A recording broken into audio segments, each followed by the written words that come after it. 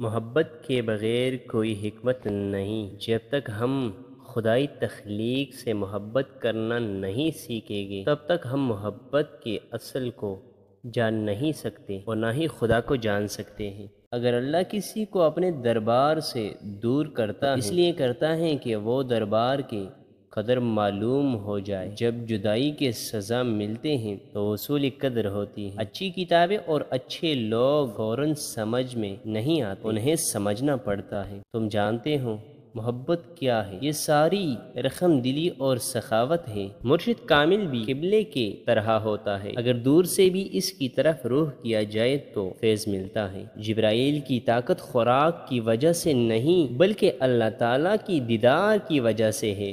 غور و فکر کرو اور خود کو مکمل بنانے کی کوشش کرو تاکہ دوسروں کا مکمل تمہیں غمگین نہ کرے۔